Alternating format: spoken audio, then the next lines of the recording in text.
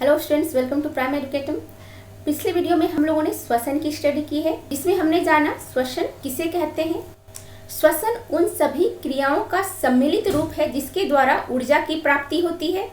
ठीक है, इतना हमने समझ लिया था। इसमें हमने जाना कि हम जो भी भोजन के रूप में ग्रहण करते हैं उस पचे हुए भोजन का ऑक्सीकरण किया जाता है, यानी ग्लूकोज को ऑक्सीजन के प्रेजेंस में तोड़ा जाता है, जिसे ग्लाइकोलाइसिस कहते हैं। जब ग्लूकोज को तोड़ा जाता है तो ग्लूकोज CO2 प्लस H2O में टूटता है और इस प्रक्रिया के दौरान ढेर सारी ऊर्जा मुक्त होती है। इसी ऊर्जा के लिए श्वसन की पूरी प्रोसेस हो रही है। श्वसन में हमने यह भी जाना था कि श्वसन की दो भिन्न भिन्न अवस्थाएं होती हैं। एक अवायवीय श्वसन जो कि कोशिका द्रव्य में होती है और यह ऑक्सीजन के एब्सेंस में होती है और इसमें ग्लूकोज का आंशिक विखंडन होता है और इससे एक अणु ग्लूकोज दो अणु पाइरूवेट में टूटते हैं। और फिर हमने ग्लूकोज विखंडन के विभिन्न पथ के बारे में भी जाना। उसके बाद हमने जाना वायवीय श्वसन जो कि माइटोकॉन्ड्रिया में होती है और इसके लिए ऑक्सीजन की उपस्थिति अनिवार्य होती है। इसके बाद हमने वायवीय एवं अवायवीय श्वसन में अंतर के बारे में भी जाना। फिर हमने पौधों में श्वसन किस प्रकार से होती है यह भी हमने स्टडी की कि पौधे के विभिन्न भाग यानी जड़, तना एवं पत्तियों में अलग अलग श्वसन होती है। जड़ में श्वसन किस प्रकार से होती है। जड़ में जो मूल रोम्स प्रेजेंट होते हैं यानी रूट हेयर्स प्रेजेंट होते हैं वह मिट्टी के कणों में पाए जाने वाले ऑक्सीजन को अवशोषित करते हैं और इन्हीं मूल रोम यानी रूट हेयर्स के द्वारा CO2 निष्कासित कर दिए जाते हैं। उसी तरह से पत्तियों में रंध्र प्रेजेंट होते हैं जिन्हें स्टोमाटा कहते हैं। इन्हीं स्टोमाटा के द्वारा वातावरण से ऑक्सीजन ग्रहण किए जाते हैं और CO2 को निष्कासित कर दिए जाते हैं। इसके अलावा तना में वात रंध्र यानी कि लेंटिसेल्स प्रेजेंट होते हैं जिनके द्वारा गैसों का आदान प्रदान होता है। तो यह तो हो गई पौधों में श्वसन के बारे में, इसकी हमने डिटेल में स्टडी कर ली है।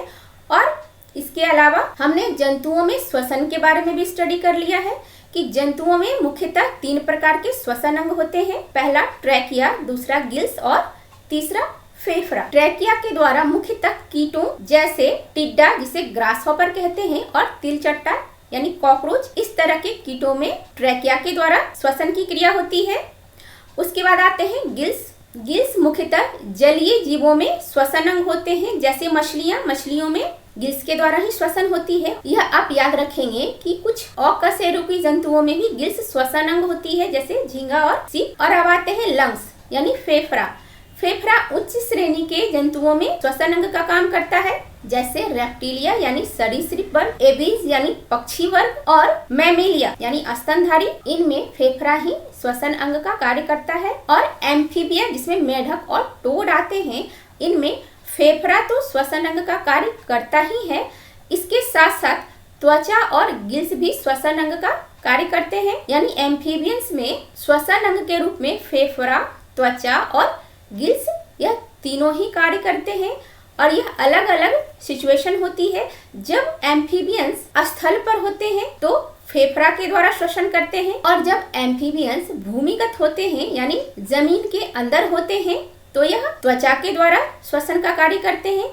और जब एम्फीबियंस लार्वा अवस्था में होते हैं यानी टैडपोल अवस्था में होते हैं तो यह गिल्स के द्वारा श्वसन करते हैं। तो इन सब की स्टडी हमने पिछली वीडियो में कर ली है और अब आज के वीडियो में हम जानेंगे मानव श्वसन तंत्र के बारे में यानी ह्यूमन रेस्पिरेटरी सिस्टम के बारे में। तो चलिए स्टार्ट करते हैं आज का टॉपिक मानव श्वसन तंत्र। मानव श्वसन तंत्र। सबसे पहले देखते हैं मानव के श्वसन अंग कौन कौन से हैं। नासिका द्वार,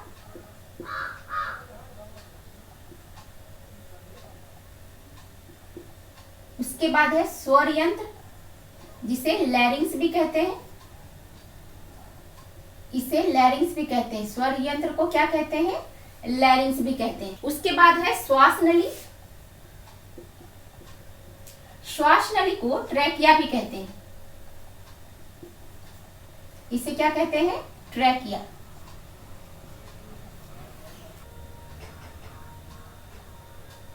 ट्रैकिया तथा फेफड़ा इसे लंग्स कहते हैं। तो यह हो गए मानव के श्वसन अंग जिनके द्वारा श्वसन की प्रक्रिया पूरी होती है। मानव श्वसन तंत्र को समझने के लिए बहुत जरूरी है कि सबसे पहले इसके डायग्राम को देख लें। तो सबसे पहले इसका डायग्राम बना लेते हैं। डायग्राम की सहायता से समझना थोड़ा आसान हो जाएगा।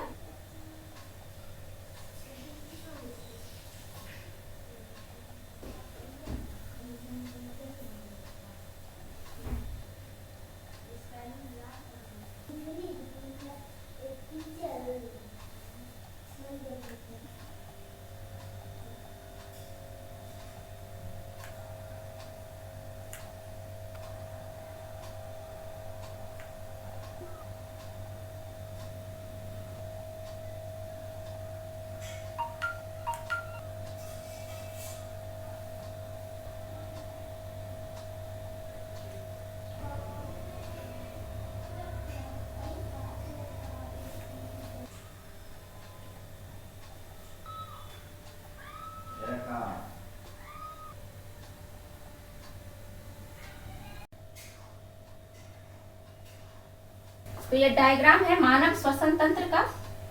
मानव का मुख्य श्वसन अंग हमने जान लिया कि नासिका द्वार, स्वर यंत्र या लैरिंक्स और श्वास नली या ट्रैकिया तथा लंग्स है।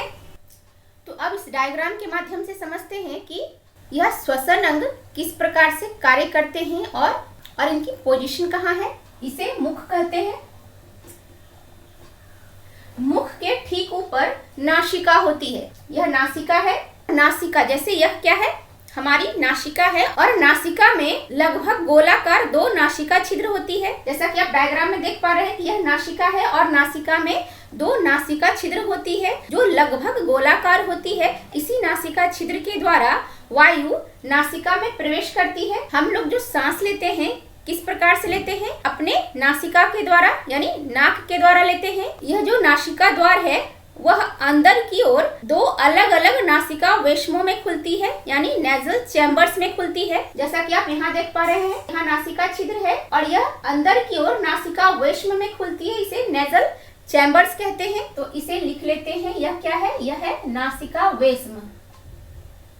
इस नासिका वेश्म की बहुत अहम भूमिका होती है। यह जो पोर्शन आप देख पा रहे हैं यह क्या है, नासिका वेश्म है। यह जो 2 अलग अलग नासिका वेश्म होते हैं यह एक ऊंची लंबवत अस्थि से बनी नासिका पट्टिका जिसे नेजल सेप्टम कहते हैं, इससे नासिका वेश्म अलग रहती है। यह जो नासिका वेश्म है यह 2 होते हैं। 2 नासिका छिद्र है तो नासिका वेश्म भी 2 होंगे और यह दोनों नासिका वेश्म एक ऊंची लंबवत अस्थि की बनी नासिका पट्टिका जिसे नेजल सेप्टम कहते हैं, इस नासिका पट्टिका के द्वारा अलग रहती है। आप ये महसूस भी कर सकते हैं कि आपकी जो नासिका छिद्र है उसके अंदर नासिका वेश्म है और जो 2 नासिका वेश्म है वह नासिका पट्टिका के द्वारा अलग अलग चैम्बर्स में सेपरेट रहते हैं। तो यह जो नासिका वेश्म है यह किसके द्वारा पृथक है यानी सेपरेट है, तो नासिका पट्टिका के द्वारा सेपरेट है और यह अस्थि की बनी होती है।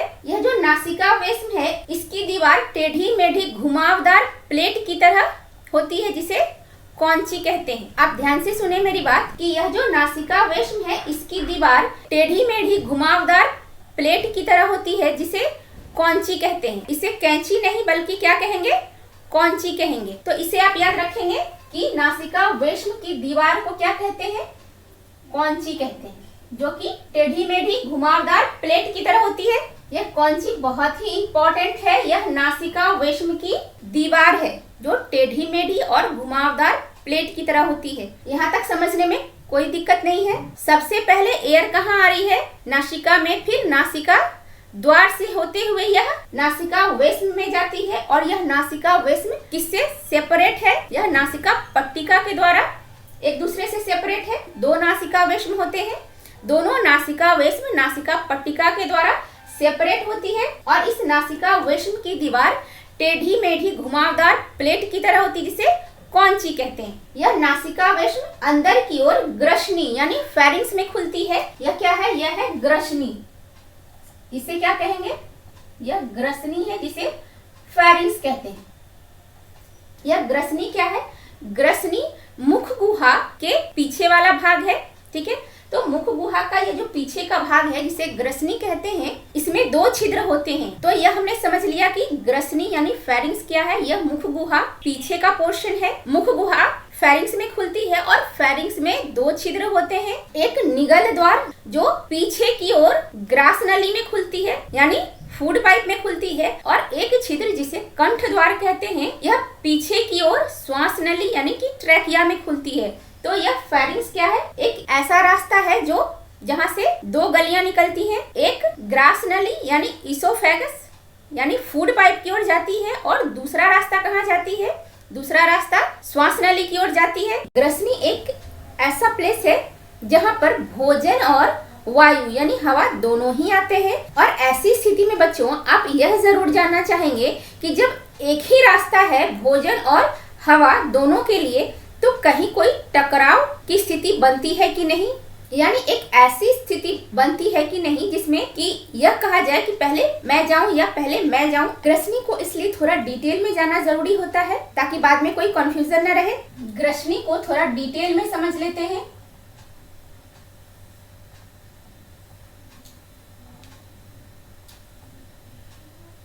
इधर से मान लो कि भोजन के कण आ रहे हैं, यह मुख है और यह है नासिका द्वार। तो यहाँ से भोजन के अणु आएंगे और यहाँ से वायु के कण आएंगे। इस पोर्शन को ग्रसनी कहते हैं यानी फेरिंग्स। जहां पर ग्रसनी एक ऐसी जगह है जहां पर भोजन के अणु भी आते हैं। यहाँ से भोजन के अणु भी आएंगे और यहाँ नासिका द्वार से वायु भी प्रवेश करेगी। तो ग्रसनी में हम क्या देख पा रहे हैं कि नासिका द्वार से वायु का भी प्रवेश हो रहा है और मुख के द्वारा भोजन अणुओं का भी प्रवेश हो रहा है। और ऐसी स्थिति में कोई टकराव की स्थिति ना बने, तो इसके लिए यहाँ पर बहुत ही अच्छी व्यवस्था है। तो इससे बचने के लिए ग्रसनी में 2 छिद्र पाए जाते हैं। इस तरह से एक छिद्र के द्वारा भोजन के कण प्रवेश करते हैं और दूसरे छिद्र के द्वारा वायु के कण प्रवेश करते हैं। जिस छिद्र के द्वारा भोजन के अणु प्रवेश करते हैं उस छिद्र को निगल द्वार कहते हैं। उसे क्या कहते हैं? निगल द्वार। इसे इंग्लिश में गलेट कहते हैं। और जिस छिद्र के द्वारा वायु का प्रवेश होता है उसे क्या कहते हैं? उसे कंठ द्वार कहते हैं। इंग्लिश में इसे ग्लॉटिस कहते हैं। तो भोजन के अणु निगल द्वार के द्वारा आगे की ओर ग्रास नली में चले जाते हैं। यहाँ का जो पोर्शन है यह है ग्रास नली। और वायु के कण इस छिद्र के द्वारा जिसे कंठ द्वार कहते हैं, यहां से होते हुए सीधे कहां चले आएंगे? श्वास नली में चले आते हैं। इस छिद्र को क्या कहते हैं? जहां से वायु के कण आ रहे हैं उसे श्वास नली यानी ट्रैकिया कहते हैं। तो इस तरह से दोनों के लिए अलग अलग रास्ते बने हुए हैं। भोजन के अणु निगल द्वार से होते हुए सीधे ग्रास नली में आते हैं यानी इसोफेगस में आते हैं, और वायु के कण ग्रसनी में आते तो हैं लेकिन यहाँ से सीधे कंठ द्वार से होते हुए श्वास नली यानी ट्रैकिया में चले जाते हैं। उसी तरह से भोजन ग्रसनी में आते तो हैं लेकिन यहाँ से निगल द्वार से होते हुए सीधे ग्रास नली यानी इसोफेगस में चले जाते हैं। तो इनका अलग अलग रास्ता बना हुआ है, इसलिए ज्यादा परेशानी नहीं होती है। लेकिन कभी कभी परेशानी की स्थिति उत्पन्न हो जाती है। कभी कभी क्या होता है, हम खाना खाते रहते हैं और हम कुछ और सोचते रहते हैं, यानी हमारा दिमाग कहीं और बिजी होता है। तो ऐसी स्थिति में क्या होता है कि जब हम खाना खा रहे होते हैं तब हम सरक जाते हैं, कभी कभी खाना नाक के द्वारा भी बाहर आ जाती है।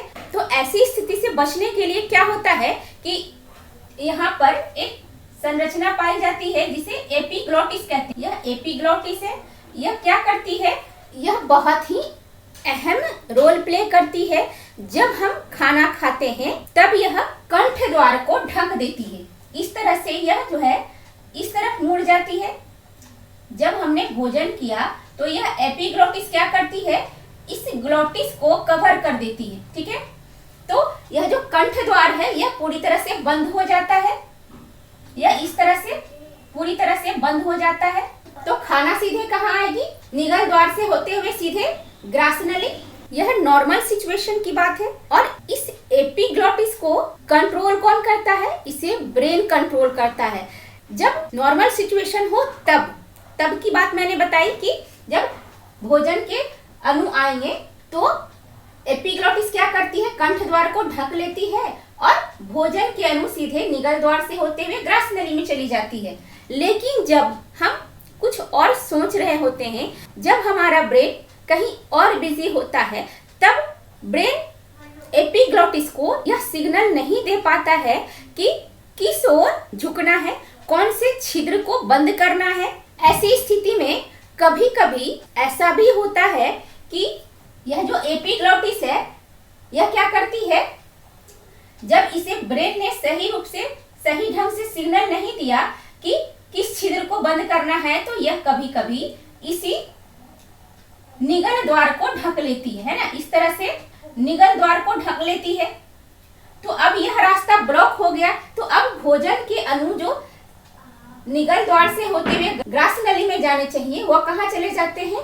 वह ग्रसनी से होते हुए सीधे कंठ द्वार में चले आते हैं। अब भोजन के अणु कहाँ आ गए? यहाँ आ गए। तो ऐसी स्थिति में क्या होती है कि इंसान सरक जाता है और खाना जो है वह नाक और मुंह से बाहर की ओर चला जाता है। तो यह स्थिति कब बनती है? जब ब्रेन सही ढंग से सिग्नल नहीं भेजता है एपिग्लॉटिस को कि किस छिद्र को बंद करना है, यानी किस ओर झुकना है। एपिग्लॉटिस, मान लो यहाँ पर एपिग्लॉटिस है और वह अगर कंठ द्वार को ढक लेती है इस तरह से, तब तो ठीक है, भोजन के अणु सीधे निगल द्वार से होते हुए ग्रासनली में चले जाएंगे। लेकिन जब ब्रेन ने सिग्नल भेजा ही नहीं ठीक ढंग से कि कंठ द्वार को ढकना है, भोजन के अणु आ रहे हैं, तो एपिग्लॉटिस क्या करती है? ऐसी विषम परिस्थिति में वह निगल द्वार को ही ढक लेती है। वह इस तरह से क्या करती है? निगल द्वार को ही ढक लेती है। वह इस तरह से क्या करती है? इस ओर झुक जाती है और निगल द्वार को ही ढक लेती है। और जब निगल द्वार ही बंद हो गया तो भोजन के अणु ऑब्वियस है कि कंठ द्वार से होते हुए श्वास नली में चले जाएंगे। और जैसे ही श्वास नली में भोजन के अणुओं का आगमन होता है तो उसे रिसीव नहीं किया जाता है, उसे बलपूर्वक बाहर की ओर फेंक दिया जाता है। ठीक है, लेकिन सामान्य परिस्थिति में ऐसा होता है, भोजन के अणु मुख गुहा से होते हुए ग्रसनी में आते हैं और निगल द्वार के छिद्र के द्वारा या सीधे ग्रासनली में चले जाते हैं। और जब वायु के कण नासिका द्वार से ग्रसनी में प्रवेश करते हैं तो वायु सीधे कंठ द्वार वाले छिद्र से श्वास नली की ओर चले जाते हैं। यह हो गई सामान्य परिस्थिति की बात। विषम परिस्थिति में क्या होता है? जब भोजन के अणु आते हैं और एपिग्लॉटिस को सही ढंग से सिग्नल नहीं मिला हुआ है कि किस छिद्र को बंद करना है, तो एपिग्लॉटिस क्या करता है? कभी कभी निगल द्वार यानी गलेट को ही ढक लेता है, जिसकी वजह से भोजन के अणु श्वास नली में प्रवेश कर जाते हैं और खाना मुंह और नाक के द्वारा बाहर की ओर आ जाते हैं। तो यह हमने जान ली कि ग्रसनी में किस प्रकार की व्यवस्था है। और अब आते हैं कि ग्रसनी के बाद वायु कहाँ प्रवेश करती है। तो ग्रसनी के बाद वायु लैरिंक्स में प्रवेश करती है। यह जो हमने देखा कंठ द्वार यानी ग्लॉटिस, इसी ग्लॉटिस के नीचे एक छोटी सी रचना पाई जाती है जिसे क्या कहते हैं? इसे लैरिंक्स कहते हैं। इस पोर्शन को क्या कहते हैं? इस स्ट्रक्चर को मैंने यहाँ पे बनाया है, यह आप देख सकते हैं। यह कंठ द्वार के नीचे एक छोटी सी रचना है जिसे क्या कहते हैं? लैरिंक्स कहते हैं, यानी स्वर यंत्र। इसी के सहायता से हमारी आवाज निकलती है, इसे क्या कहते हैं? लैरिंक्स। इसी रचना को जो आप देख पा रहे हैं यह कंठ द्वार है और कंठ द्वार के नीचे यह जो रचना है, इसी रचना को मैंने यहाँ बनाया है। इसे आप देख सकते हैं। यह क्या है? स्वर यंत्र, जिसे क्या कहते हैं? स्वर यंत्र या लैरिंक्स। इस तरह से क्या होते हैं? इसमें बहुत सारे इनकम्प्लीट रिंग्स होते हैं जो ट्रैकिया को मजबूती प्रदान करने के लिए होते हैं। और यह उपास्थि यानी कि कार्टिलेज के बने होते हैं। यह रिंग जो है वह इनकम्प्लीट रिंग्स है, यानी सी शेप की होती है, पूर्ण रूप से कंप्लीट नहीं। यह क्या है? सी शेप की रिंग्स होती है, इनकम्प्लीट रिंग्स होती है, और यह उपास्थि यानी कि कार्टिलेज की बनी होती है। यह किसकी बनी होती है? ट्रैकिया की जो इनकम्प्लीट रिंग्स है यह उपास्थि यानी कि कार्टिलेज की बनी होती है। अब आप जानना चाहेंगे कि यह रिंग्स काम क्या करती है, यह रिंग्स यहाँ पर क्यों प्रेजेंट होते हैं, है ना। तो बच्चों इसका काम है कि जब ट्रैकिया से हवा बाहर निकल जाती है, मान लो यहाँ से हवा आ रही है और जब ट्रैकिया से हवा बाहर निकल जाएगी, या तो यह फेफड़े में चली जाएगी या फिर यहाँ से बाहर की ओर चली जाएगी। तो ऐसी स्थिति में यह ट्रैकिया जो है वह कोलैप्स न कर जाए, पिचक नहीं जाए, इसके लिए क्या है कि यह रिंग्स प्रेजेंट होते हैं जो ट्रैकिया से हवा जब बाहर निकल जाती है तो उसे पिचकने से बचाती है। ठीक है, ट्रैकिया नीचे की ओर थोरैसिक कैविटी में पहुंच जाती है। ठीक है, जब यह ट्रैकिया थोरैसिक कैविटी यानी कि वक्ष गुहा में पहुंच जाती है तो यह दो भागों में बंट जाती है। आप देख पा रहे हैं कि यहाँ यह दो भागों में बंट गई है। कहाँ पर? जब ट्रैकिया थोरैसिक कैविटी में पहुंच जाती है तब यह दो भागों में बंट रही है इस तरह से। और इसे क्या कहते हैं? इसे श्वसनी या फिर ब्रोंकाई कहते हैं। और इसमें भी इस प्रकार के इनकम्प्लीट रिंग्स पाए जाते हैं, यानी श्वसनी में ट्रैकिया की तरह ही इनकम्प्लीट रिंग्स जो कि कार्टिलेज की बनी है वह यहाँ भी पाए जाएंगे। इसको क्या कहते हैं? श्वसनी या फिर ब्रोंकाई कहते हैं। यह जब दो भागों में बंट रही है तो इसे क्या कह रहे हैं? इसे ब्रोंकाई कह रहे हैं। इसे ब्रोंकाई कहते हैं।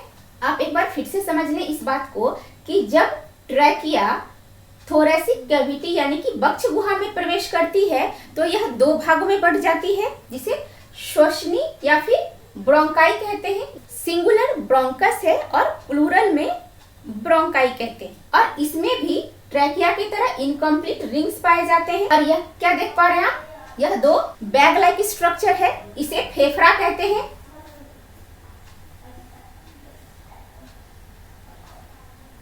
यानी लंग्स, यह दो बैग लाइक स्ट्रक्चर इसे लंग्स कहते हैं यानी फेफड़ा। उच्च वर्गीय जंतुओं में फेफड़ा ही श्वसन अंग है, तो मानव का मेन श्वसन अंग कौन सा है? फेफड़ा। ठीक है, अब आगे देख लेते हैं क्या होता है जब यह ब्रोंकाई या जो दो भागों में बटा है, इसे क्या कहा हमने? इसे ब्रोंकाई कहते हैं। और जब यह ब्रोंकाई फेफड़े की अंदर प्रवेश करते हैं तो यह फिर कई सारी शाखाओं में बंट जाते हैं। इस तरह से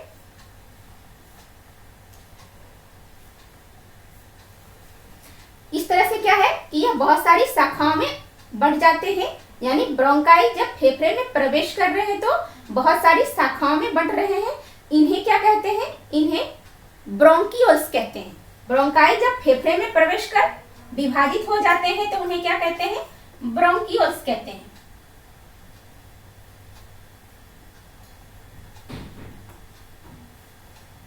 इन्हें ब्रोंकियोल्स कहते हैं। इसे हिंदी में श्वसनिकाएं कहते हैं। ब्रोंकियोल्स को हिंदी में क्या कहते हैं? श्वसनिकाएं कहते हैं। और एग्जामिनेशन पॉइंट ऑफ व्यू से बहुत इंपॉर्टेंट पॉइंट मैं बता रही हूँ कि नासिका से लेकर जो यह श्वसनिकाएं यानी कि ब्रोंकियोल्स है, यहाँ तक की जो स्ट्रक्चर आप देख पा रहे हैं वह किसकी बनी होती है? वह सीलिएटेड एपिथेलियम की बनी होती है। यह बहुत ही इंपॉर्टेंट पॉइंट है, इसे आप स्टार मार्क कर लें और इसे अच्छी तरह से याद रखें। फेफड़े के अंदर यह जो ब्रोंकियोल्स हैं यह फिर कुछ इस तरह से विभाजित हो जाते हैं। यह जो ब्रोंकियोल्स फिर से विभाजित हो रहे हैं यह वायु कोष्ठिका वाहिनिकाओं का निर्माण करते हैं। तो यह जो मैंने ब्लू से बनाया है इसलिए मैंने अलग रंग से बना दिया है। इसे कहते हैं वायु कोष्ठिका वाहिनियां।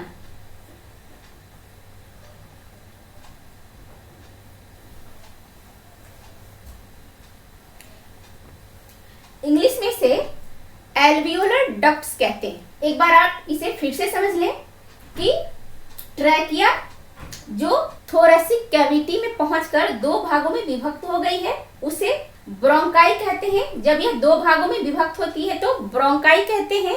और जब यह ब्रोंकाई फेफड़े के अंदर प्रवेश कर जाती है और अनेक भागों में विभक्त हो जाती है तो इसे ब्रोंकियोल्स कहते हैं। ठीक है, और जब यह ब्रोंकियोल्स फिर से विभाजित हो जाते हैं तब इसे क्या कहते हैं, वायु कोष्ठिका वाहिनियां कहते हैं, यानी कि एल्वियोलर डक्ट्स कहते हैं। और यह वायु कोष्ठिका वाहिनियां जो हैं वह अनेक छोटे छोटे वायु कोष में खुलते हैं। इस तरह से जो आप स्ट्रक्चर देख पा रहे हैं यह क्या है, वायु कोश है। तो यह वायु कोष्ठिका वाहिनियां जो है वह अलग अलग वायु कोश में खुल रही है। इसी तरह के स्ट्रक्चर्स आप देख पा रहे हैं दोनों लंग्स में। तो यह जो मैं रेड से बना रही हूँ क्या है, यह वायु कोश है जिसे एल्वियोलाई कहते हैं। यह एल्वियोलाई है। तो यह जो मैंने रेड से बनाया है वह क्या है, एल्वियोलाई कहते हैं इसे, यानी वायु कोश। तो यहाँ मैं लिख देती हूँ इसे वायु कोश यानी एल्वियोलाई कहते हैं। इन वायु कोश यानी एल्वियोलाई के प्रेजेंस की वजह से फेफड़ों का सतही क्षेत्रफल तकरीबन 400 से 800 वर्ग फीट तक बढ़ जाती है, जिससे ज्यादा से ज्यादा गैसों का आदान प्रदान संभव हो पाता है। अब जानेंगे फेफड़े के बारे में यानी लंग्स के बारे में। तो लंग्स कहाँ अवस्थित होती है, लंग्स की जो पोजीशन है वह कहाँ है, यह थोरेसिक कैविटी यानी कि वक्ष गुहा में अवस्थित होती है। फेफड़े की संख्या 2 होती है। फेफड़ा किस प्रकार की रचना है, यह स्पॉन्जी होती है, गुलाबी रंग की होती है और यह थैलीनुमा यानी बैग लाइक स्ट्रक्चर है। और यह 2 होती है, बाएं और दाएं दोनों ही तरफ यह अवस्थित होती है। कहाँ, वक्ष गुहा में यानी कि थोरेसिक कैविटी में। यह फेफड़े कहाँ अवस्थित होते हैं, यह हृदय के, यहाँ हृदय का स्थान है। यह क्या है, यहाँ पर हृदय का स्थान होता है। तो यह लंग कहाँ स्थित है, यह लंग प्लूरल कैविटीज में स्थित है और प्लूरल कैविटीज के चारों ओर एक पतला आवरण है जिसे प्लूरल मेम्ब्रेन कहते हैं। यह लंग प्लूरल कैविटीज में स्थित है और इसके प्लूरल कैविटीज के चारों ओर एक पतला आवरण होता है, जिसे मैं ग्रीन से बना रही हूँ ताकि आपको आसानी से दिखाई दे और आसानी से आप समझ सकें कि यह क्या है। प्लूरल कैविटीज के बाहर की आवरण है जिसे प्लूरल मेम्ब्रेन कहते हैं।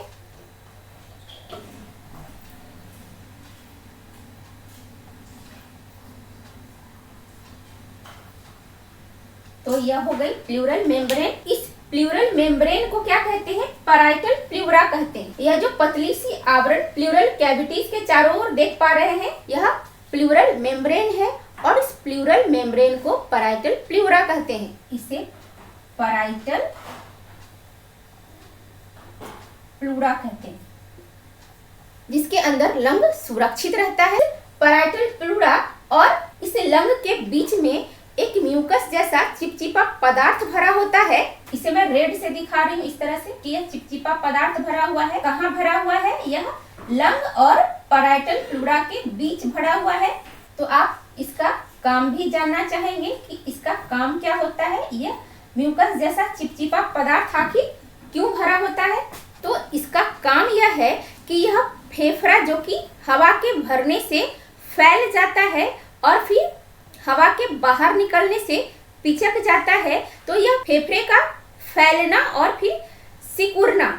फिर फैलना और सिकुड़ना, इस क्रिया के द्वारा जो घर्षण होती है, जो फ्रिक्शन होती है, उस घर्षण से बचाने के लिए पैराइटल प्लूरा और फेफड़े के बीच में यह म्यूकस जैसा चिपचिपा पदार्थ होता है जो कि उस घर्षण से फेफड़े को बचाती है। फेफड़ा बहुत ही इम्पोर्टेंट ऑर्गन है, इसलिए इसे बचाना बहुत जरूरी है और यह काम यही म्यूकस जैसा पदार्थ करता है जो पैराइटल प्लूरा और लंग्स के बीच स्थित है। और अब जानेंगे डायफ्राम के बारे में। यह है डायफ्राम, जो कि वक्ष गुहा यानी थोरेसिक कैविटी के नीचे पाई जाती है। यह जो रचना आप देख पा रहे हैं यह गुंबद के आकार की है यानी डोम शेप्ड है। इस रचना को क्या कहते हैं, इसे डायफ्राम कहते हैं। इसकी पोजीशन क्या है, यह थोरेसिक कैविटी यानी वक्ष गुहा के नीचे होती है और यह डायफ्राम वक्ष गुहा और उदर गुहा को यानी थोरेसिक कैविटी और एब्डोमिनल कैविटी को अलग करती है। यह डायफ्राम है, यह डायफ्राम है और इसका काम है श्वसन में मदद करना। इसलिए इसके बारे में भी जानना जरूरी है। तो जब हम श्वसन की प्रक्रिया के बारे में जानेंगे तो जानेंगे कि यह किस प्रकार से कार्य करती है।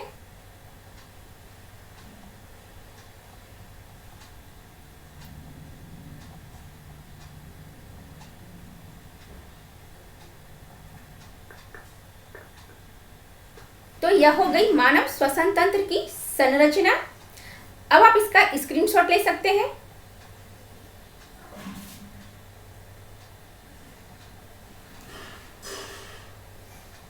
कि वायु सबसे पहले नासिका के द्वारा नासिका छिद्र में प्रवेश करते हैं और नासिका छिद्र अंदर की ओर दो अलग अलग नासिका वेश्म में खुलती है। नासिका छिद्र दो होते हैं तो नासिका वेश्म भी दो होते हैं, और यह नासिका वेश्म जो है यह नासिका पट्टिका के द्वारा अलग रहती है। जैसे दो नासिका वेश्म है तो यह एक ऊंची लंबी अस्थि की बनी नासिका पट्टिका यानी नेजल सेप्टम के द्वारा सेपरेट होती है, और नासिका वेश्म की दीवार टेढ़ी मेढ़ी घुमावदार प्लेट की तरह होती है, जिसे क्या कहते हैं, कौंची कहते हैं। इसे आप याद रखेंगे कि नासिका वेश्म की दीवार टेढ़ी मेढ़ी घुमावदार प्लेट की तरह होती है, जिसे कौंची कहते हैं। फिर वायु नासिका वेश्म से होते हुए ग्रसनी में चली जाती है, और ग्रसनी से होते हुए, और यह ग्रसनी पीछे की ओर स्वर यंत्र जिसे वॉइस बॉक्स भी कहते हैं उसमें खुलती है। स्वर यंत्र पीछे की ओर ट्रैकिया यानी श्वास नली में खुलती है। ट्रैकिया की लंबाई 11 सेंटीमीटर होती है और इसका व्यास यानी डायमीटर 16 मिलीमीटर तक की होती है। ट्रैकिया में उपास्थि की बनी इनकम्प्लीट रिंग्स प्रेजेंट होते हैं, जो ट्रैकिया से वायु के निकल जाने के बाद उसे पिचकने से बचाती है, यानी ट्रैकिया को कोलैप्स होने से बचाती है। और यह ट्रैकिया थोरेसिक कैविटी यानी वक्ष गुहा में जाकर दो भागों में बंट जाती है, जिसे ब्रोंकाई कहते हैं। और ब्रोंकाई में भी इस तरह के कार्टिलेजिनस रिंग्स पाए जाते हैं। ब्रोंकाई जब लंग के अंदर प्रवेश करती है तो यह फिर से कई भागों में बंट जाती है, जिसे ब्रोंकियोल्स कहते हैं। और जब यह ब्रोंकियोल्स फिर विभाजित होकर कई भागों में बंट जाते हैं तो उन्हें वायु कोष्ठिका वाहिनियां कहते हैं। इस तरह से आप देख पा रहे हैं, ये इसे मैंने ब्लू से बनाया है, यह वायु कोष्ठिका वाहिनियां है। और यह वायु कोष्ठिका वाहिनियां अनेक छोटे छोटे वायु कोश यानी एल्वियोलाई में खुलती है, और इस एल्वियोलाई की वजह से फेफड़ों का सतही क्षेत्रफल कई गुना बढ़ जाता है। यह लगभग 400 से 800 वर्ग फीट तक बढ़ जाता है। और अब जानते हैं फेफड़ा के बारे में। फेफड़ा कहाँ अवस्थित है? यह प्लूरल कैविटीज में अवस्थित होती है। फेफड़े की संख्या 2 होती है और यह स्पॉन्जी गुलाबी थैलीनुमा रचना है। इसकी पोजीशन कहाँ होती है? यह हृदय के दोनों तरफ, यह हृदय के इधर उधर प्लूरल कैविटीज में स्थित होती है। और प्लूरल कैविटीज के चारों ओर एक पतला आवरण होता है जिसे प्लूरल मेम्ब्रेन कहते हैं, और इस प्लूरल मेम्ब्रेन को पैराइटल प्लूरा कहते हैं। और इस पैराइटल प्लूरा और लंग्स के बीच में म्यूकस जैसा चिपचिपा पदार्थ प्रेजेंट होता है, जो लंग को फैलने और सिकुड़ने से होने वाले घर्षण से बचाता है। यह जो म्यूकस है यह उस घर्षण को कम करता है। और अगले वीडियो में हम लोग जानेंगे श्वसन की क्रियाविधि के बारे में। तब तक के लिए पढ़ो लिखो और लक्ष्य की प्राप्ति तक मत रुको। जय हिंद।